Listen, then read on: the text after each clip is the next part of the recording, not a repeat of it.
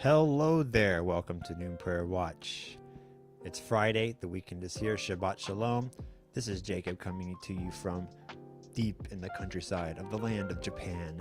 Thanks for tuning in or catching up on the replay. Anytime you guys watch, engage with our stuff, we very much appreciate it. This is Noon Prayer Watch. We are here on the wall watching, praying, discussing what is happening in our communities, cities, nations, and planet. And oh boy, this week have things been happening. We're going to get into them here in just a bit, but I just wanted to say Happy New Year to everybody out there watching. Hopefully you had a good time. New Year's Eve, New Year's Day. It's a big holiday here where I'm at right now. Lots of things are shut down. More so than Christmas, this is the time you know families gather, spend time with each other, give gifts and all that sort of stuff. And in a few hours, actually less than that, some of my extended family will be coming to visit us, and we will be spending time with them. But I wanted to go ahead and do this broadcast, get that ready for you guys. For those of you that are watching out here, this is my first broadcast of 2026. I think yesterday, your time probably, Pastor Tim had a broadcast as well, a New Year's greeting and a message about restoring time. Please go watch it if you haven't, though I'm sure if you watch my stuff, you've probably already watched this stuff, so props to you for that. So I had two different things I wanted to talk about today very quickly. We'll see if we get to them. One of them is really big, a big event in the news happening. Our pipeline broadcast covered this amongst many other topics, but in the world, both in America and in the Middle East, North Africa region, we have the land of Somalia. Maybe you've heard of them. Maybe you've heard of that in the news lately. Lots of things are happening, both with the Somalian community, in America, specifically in the state of Minnesota. Lots of shenanigans happening, getting exposed, and hopefully justice will be coming and course corrections will be made and all of that. But I'm not really here to talk about what's happening in America. I want to talk about what's happening in Asia, in the Middle East. You know me, I like talking about the continent of Asia. It's a big continent. Lots of things are happening all over it. And of course, this is connected to the land of Israel, and some fascinating, absolutely fascinating things have been happening. I wanted to briefly touch on them. I've been reading and talking with people who know more about this situation than I have. Absolutely fascinating. And so some of the things that I wanted to talk about today, I was like, what's the theme? Of course, we talk about, we give information, what's going on, what to pray for, but like, what are the spiritual mechanics behind what's happening here today, both of this issue and the other thing that I wanted to talk about, which I may or may not get to. I might address in the future episode. We'll see how the Somalia topic goes.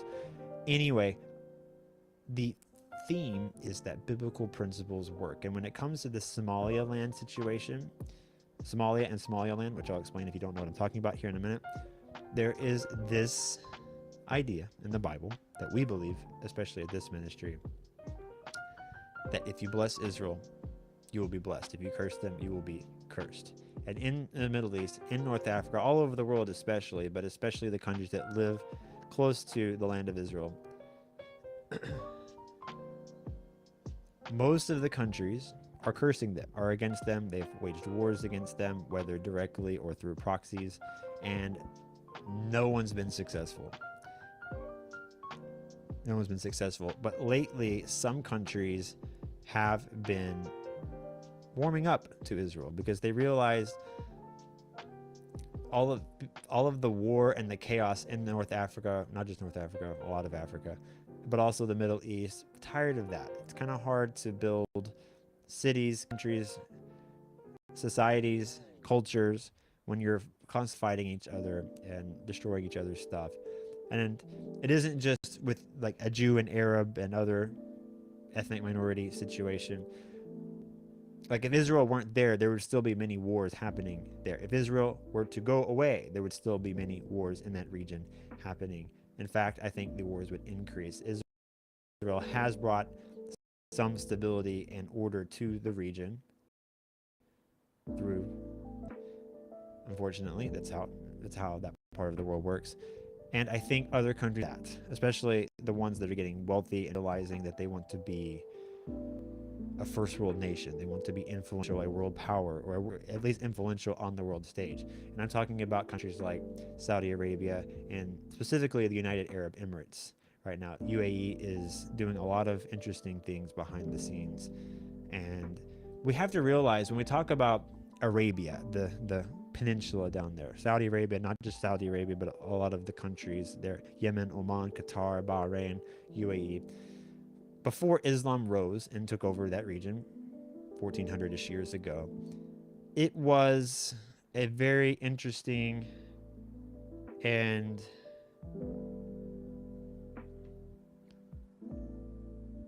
religiously diverse area of the world. Christianity was quite big there. It didn't take it over, but it was quite big there. In my opinion, as a layman who likes to read history sometimes, I think that Christianity would have taken over that entire area if it had continued, to grow, if Islam had not risen up.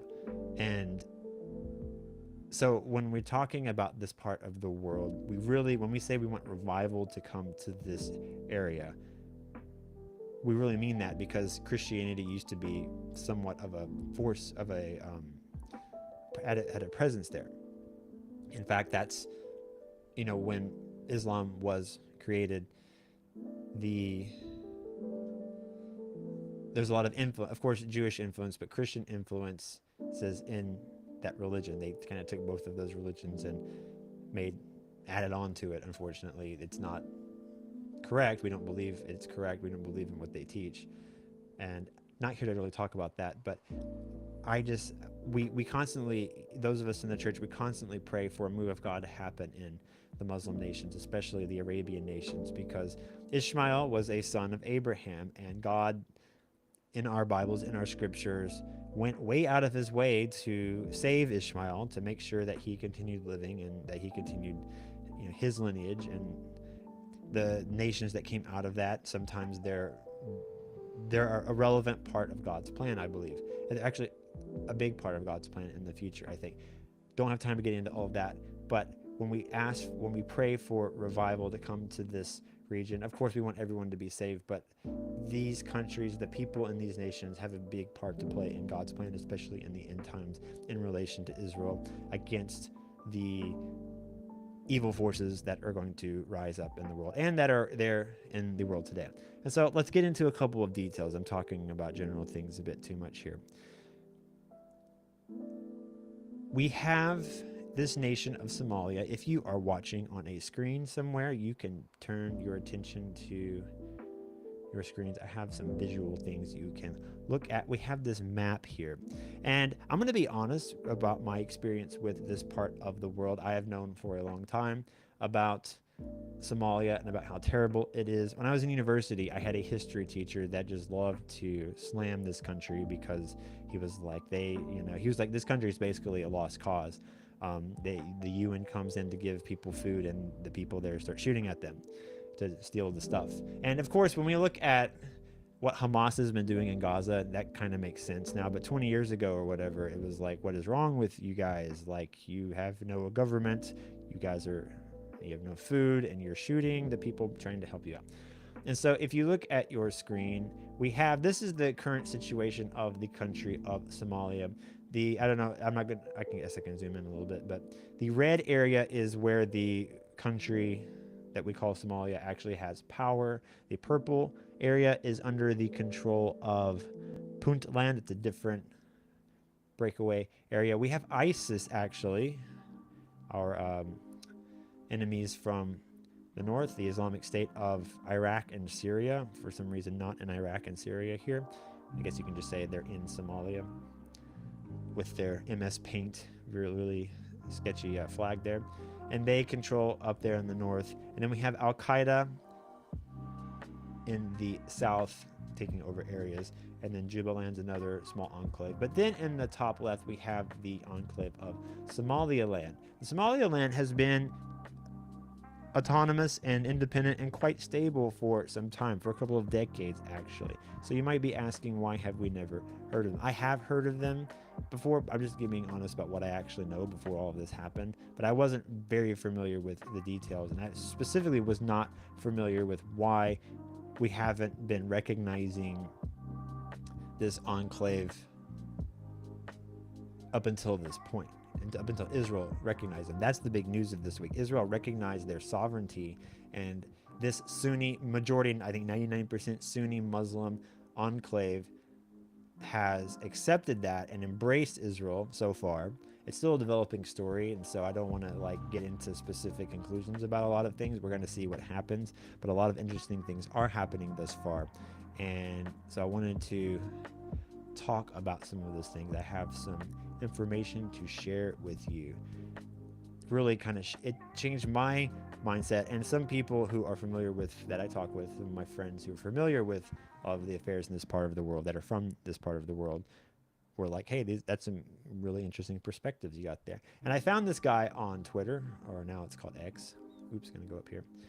A guy named Daniel Boardman. Daniel is his username is Daniel Boardman OG. If you want to go and read his stuff, he has some really fascinating takes on. Is he a columnist somewhere? He works for a senior correspondent for National Telegraph. He's a journalist with the National Telegraph.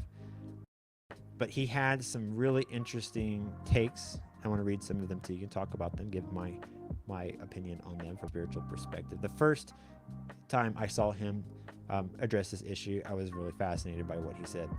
He said that there are top 3 arguments for Somaliland. Suddenly, we have this new enclave.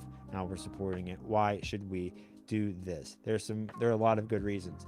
First one, it drives Ilhan Omar and other terrible people crazy, and I really enjoy that. If you know who that is a congressperson from America, causing a lot of issues, of course.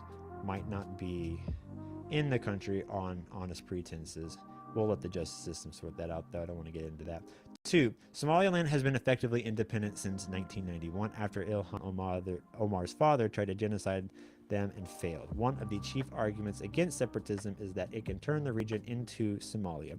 But Somalia is already Somalia, and Somaliland is functioning much better than its hostile neighbor for decades now. That's a very good point. People are like, we can't support separatists because that'll make countries look like Somalia, but this country already is in that terrible fractured state. So there's nothing to be lost by supporting the stable parts of what is broken away. Point 3, it will prevent a wider war in East Africa. That's always a good point, a good thing. And it bubbles up every decade or so, and it kills millions of people. And those of us in the West, like, that kind of a number just flies over our head, like, oh, millions of people have died. Oh well, what's for breakfast? It's really sad and it's really terrible, and we don't have to deal with it, so we don't pay attention to it. But it's really sad, and we should. There's not much we can do about it, but we should at least want these wars to stop. And if we can give credence to stable parts of this region, maybe that will reduce some of these conflicts. Okay. Ethiopia is landlocked, and Ethiopia is right next to it. Is it on this map? Look on this map. Yeah, this big area right here is Ethiopia. I don't know if you can see it on my cursor on my screen here. It's landlocked, but it hasn't always been that way. But the Cold War and various ethnic conflicts created Eritrea, which he calls Black North Korea. And for a variety of reasons, including a few wars, the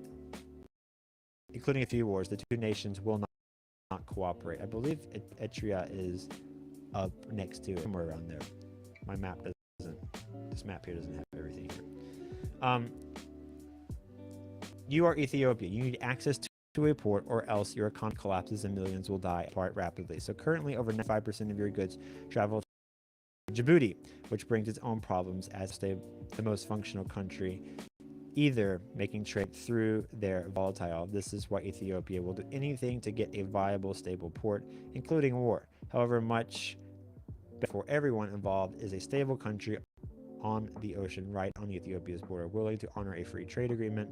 Oh, look, one just popped up. This is the potential to make Ethiopia and Somaliland much richer, benefiting the entire region and eliminating one of the primary causes of conflict in East Africa over the last century. Here we go. Eritrea is further north. Djibouti is right here. Ethiopia goes through Djibouti for trade, and Somaliland, if it were to become stabilized and be a foreign country, it would allow Ethiopia to have more access to the ocean. And I don't know if you guys know of geopolitics. Throughout the centuries, having access to the ocean is really important for trade, for the progress and the stability of countries. And not having access to the ocean has been a huge source of conflict. Russia is actually one of those nations. It does have access to the ocean, but all the oceans are really cold. The ice freezes over. It's hard to get boats in and out. So that's why you see Russia always trying to push southward to get to the Black Sea. It's one reason why they're in Ukraine, but also why they go into the Caucasus regions like Georgia. They're still occupying parts of Georgia right now. People don't remember that. Like in 2008, I think they there. But they're always trying to seek access to warm water. And so Ethiopia is here as well. They need access to the ocean, and it's hard to get it through their neighbors because they don't have a border on the sea there. And so wars happen, and war stopping is a good thing. So Mr. Boardman makes some really good points here. Then he makes another point when it comes to Israel. And this is really what concerns us here for sure. Obviously, we want stability, nice nations, stable nations, friendly nations, especially nations that aren't going to kill their people and all that kind of stuff, persecute people, because that's a problem. That's a problem in North Africa. So, what about Israel?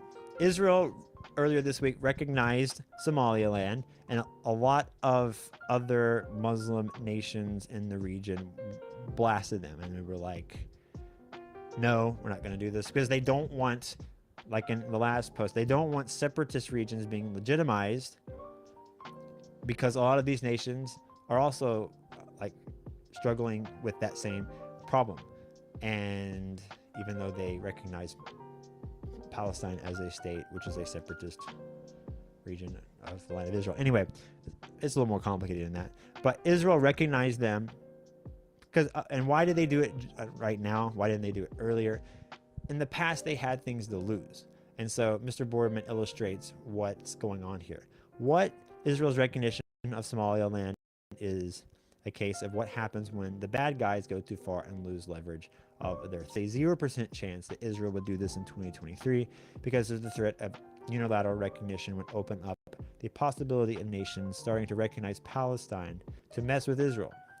But all of these stupid countries already did that after October 7th, so now this is a geopolitical weapon in Israel's arsenal. Now Israel gets a friend in a very strategically significant spot for them right across the strait from the Houthis, and likely increases relations with Ethiopia. The traditional threat to this move was, if you do this, the Houthis will go full pirate mode, but they're already at maximum jihad, so we don't need to worry about the Houthis more. The Houthis in the past have not attacked Israel, but since October 7th they have been, and Israel's been retaliating here. So now Israel has no reason to not antagonize them anymore, because they've already antagonized. Most importantly, it gives them massive leverage over the Chinese. China is also pretty neutral.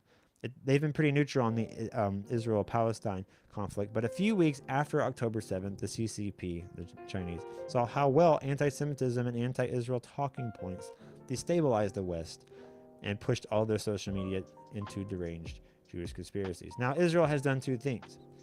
It has opened up a better trading port in the Horn of Africa than Djibouti, which China actually controls, but it also puts the threat of recognition of Taiwan on the table.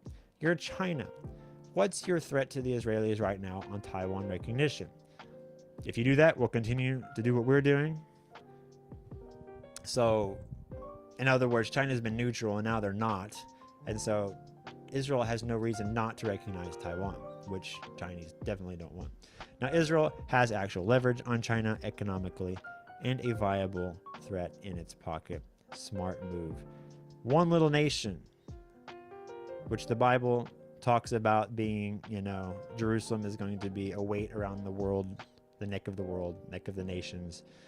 One nation recognizes one little enclave, separatist enclave in a very chaotic part of Africa, and now in one of the biggest countries in the world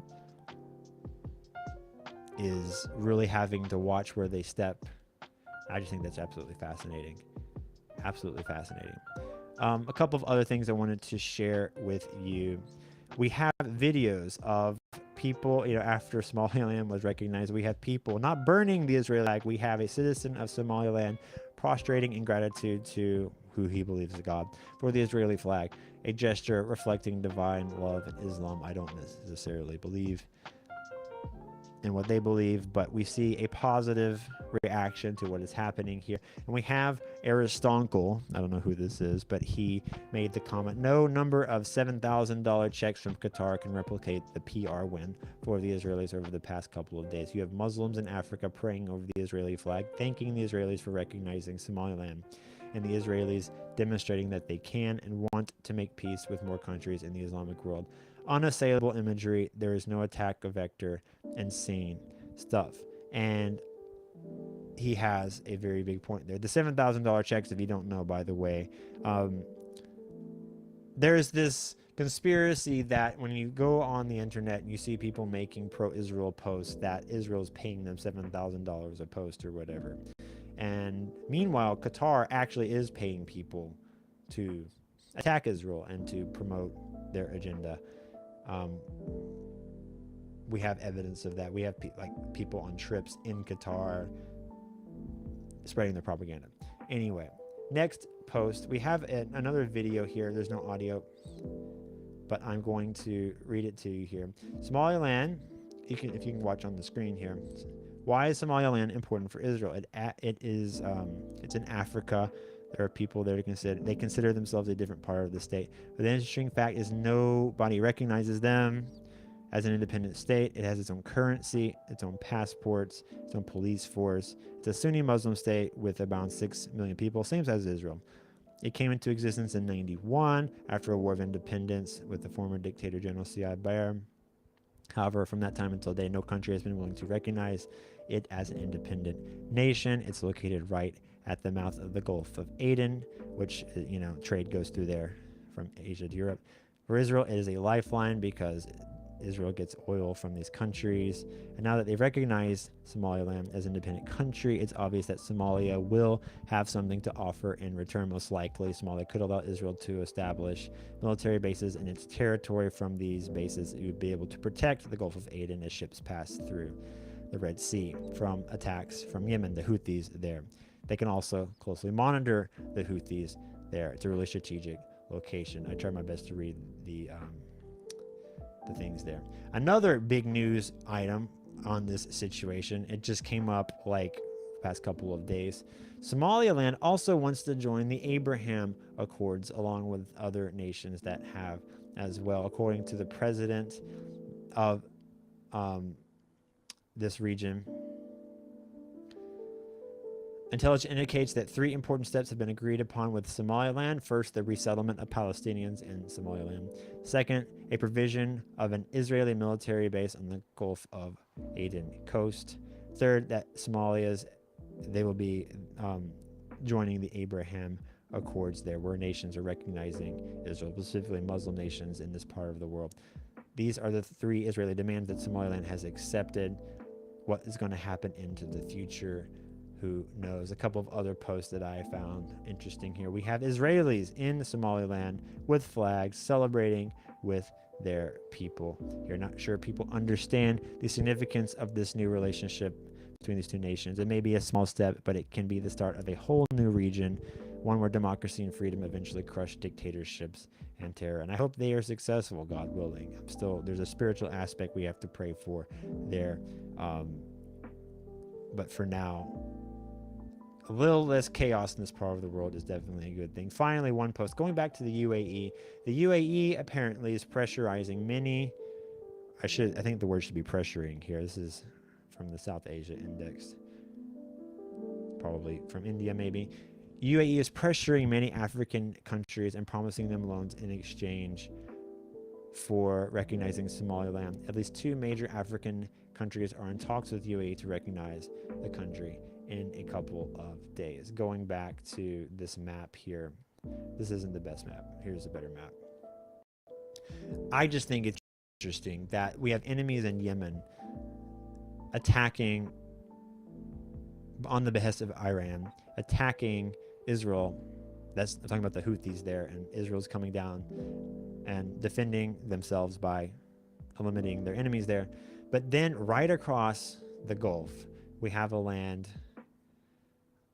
that is open to supporting Israel and being an ally with them, that Israel can collaborate with to bring stability back to this part of the region here. Lots of piracy happens here. Lots of attacks are happening here. That's bad for the world economy, bad for the prosperity of the nations we all live in.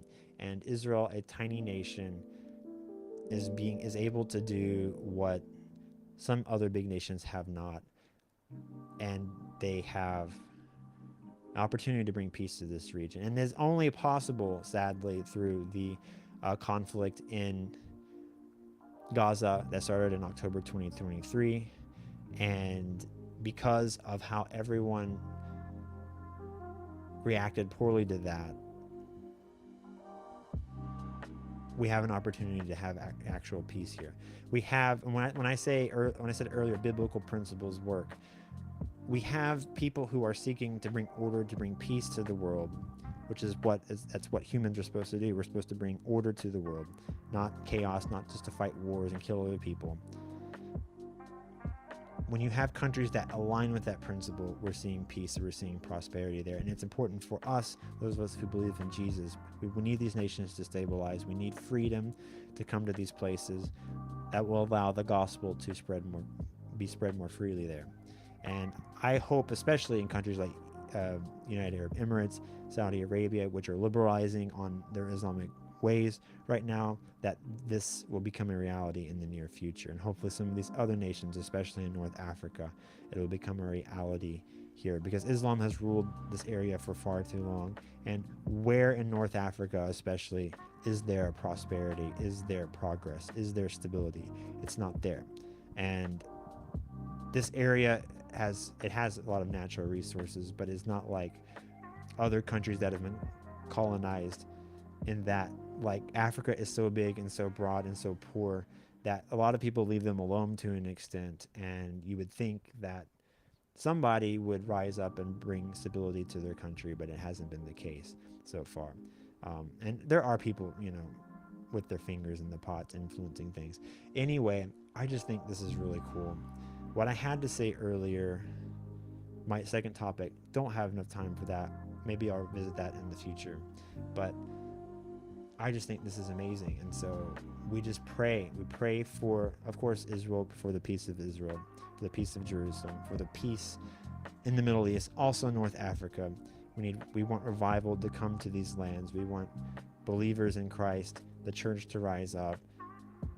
There is progress being made. There is peace being made potentially here. We want to see more of it. We want to see a true, lasting peace, because it's so chaotic. And a lot of people realize that if we stop all of this chaos, stop all of the wars and the dictatorships and everything, we can have functioning countries. But once you get to that peaceful situation, it's not going to last. It's not a granted thing. Like, you have to maintain it, and only true peace comes through Christ, through Jesus. These nations coming to God, coming to Christ, that's what we're seeking, we're praying for. And being peaceful, being niceful out of to get away from all of the trauma in the past, that's not a solid foundation. We want true, lasting peace. So anyway, I'm kind of repeating myself there, but that's what we're praying for. Things are still shaping up right now, and we don't know what the actual conclusion's going to be, but we just watch and we pray. That's what we're doing, that we're watchmen on the wall here. So to God be the glory. The plans of evil men will be turned for the glory of God and for his kingdom. That's a very strong biblical principle, and I feel like we see this happening here. Israel did not have an opportunity to do this until now. If you know, especially another thing I wanted to say were countries like in Europe, like England and Spain, was it France, started recognizing Palestine after October 7th. And especially like Hamas and things like that, like not criticizing what they're actually doing properly, rewarding the terrorists essentially. And so a lot of these people that Israel is trying to satisfy by staying out of conflicts like we see in Somalia, they have nothing to lose now, because all of these nations are starting to recognize their enemies for committing terror attacks against them. And not a smart move. Not a smart move at all. And why people make those moves, it's another long topic not going to get into right now. Europe is in a bad situation as it is, with immigration that influences what the governments say and what they do, because they have people in their countries they got to deal with. So that's another topic we can visit in the future. But God will win. He is going to use his people, the Israeli people, to bring peace to the world. Also, those of us who are grafted in as well.